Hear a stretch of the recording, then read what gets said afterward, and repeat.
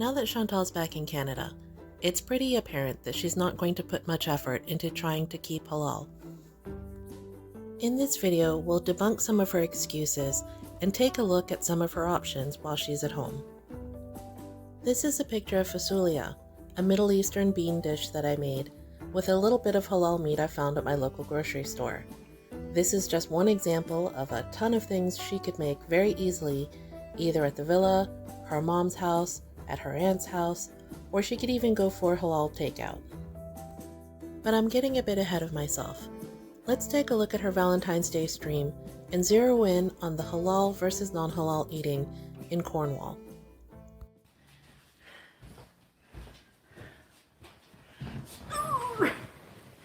This is the best poutine. Holy crap. Holy crap. Holy crap. This house looks too clean to belong to a Sero. It's a laundry house.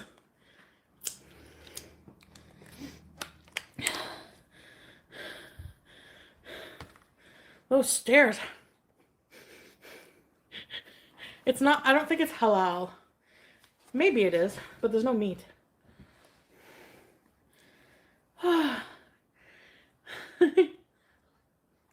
Beauty bite.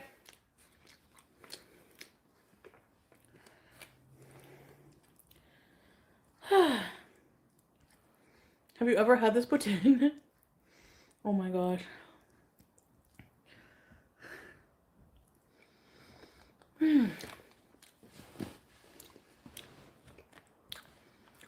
Relationship problems?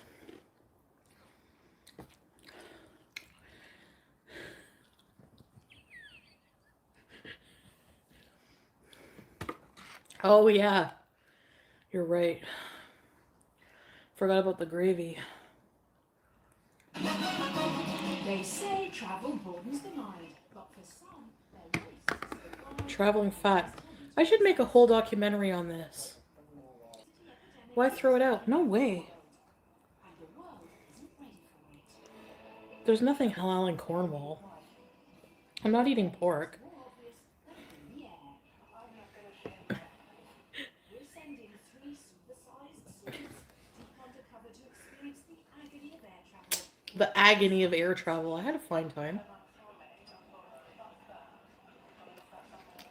And We're hearing firsthand I'm 355 pounds. 2,000 feet. Yeah, holiday horror stories from the UK's most voluptuous vacationers. Some habits die hard. Some to wage war on their fat and shift those pesky pounds. After eating haram, you can... Oh, I'm not eating haram, right? That's what it was today, Galentine's. So for breakfast I had, because I can't eat meat, should be halal. And the breakfast places here, they love pork. So like bologna, ham, sausage, bacon. So you would have used to eat all those things.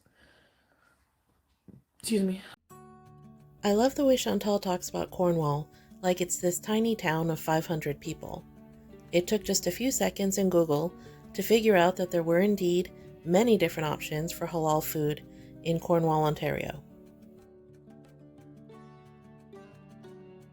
There's even a halal grocery store that does double duty as a restaurant and takeout.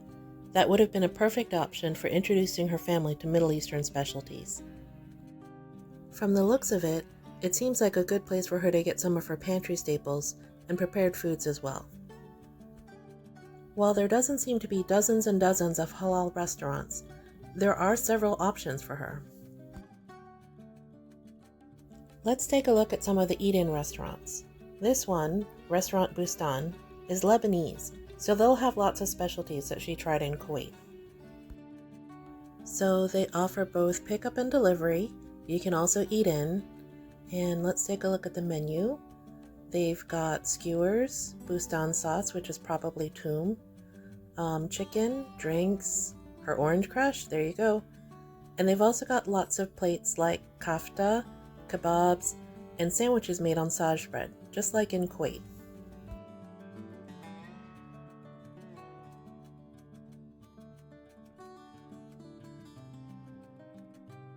While it doesn't look like they have kanafa or basbousa, they do seem to have baklava for dessert. The Sash Party Pack looks like a really good option for meal prepping too. She could get the whole platter and partition it out into little Tupperwares and eat them at home with salad or soup. Oh look, they even have beef poutine. Go figure. Okay, so now that we're done with Cornwall, let's take a bigger look at what fast food options are halal in Canada. It looks like this link has a whole bunch of Canadian chains with halal offerings. Let's see what they've got. So it looks like Foodie can get her favorite Popeyes, Church's Texas chicken. She loves her some fried chicken. Oh, pizza. She loves that. Frankie's Nashville hot chicken. I'm surprised she hasn't tried that yet. Pizza Hotline, Metza Lebanese Kitchen. Lebanese food is really delicious. If you get the chance, give it a try. Nando's, Boston Pizza, Osmow's, and that's in Cornwall. Yeah, so bottom line, there is no shortage of halal takeout, fast food, grocery stores, and restaurants in the immediate area of Cornwall and in Orléans. We also know that bigger cities like Toronto or Montreal have lots of options like Adonis and other Middle Eastern places for food. So why then, in the 2 weeks that she's been home, is Foodie acting like it's so hard to eat halal? Well, I'll tell you. There's a term for this, and it's willful ignorance. If you've never heard of this phrase before, it means that she's making a decision about avoiding becoming informed about something so that she can avoid having to make undesirable decisions that such information might prompt. As in, if she acts like she doesn't know what it means to be halal, then she doesn't actually have to be halal. The problem with this tactic is that it's 2023 and Google exists. Those of us who have been watching long enough know how Foodie is, and none of us really expected her to try to be halal, but it's actually pretty surprising how open she is about it on camera, considering we know how to do web searches. So keep on keeping on, Chantal, and you do you, but please try not to insult our intelligence by acting like you're even trying to pretend to be halal when you're clearly not. Drop me a line in the comments and let me know what you think.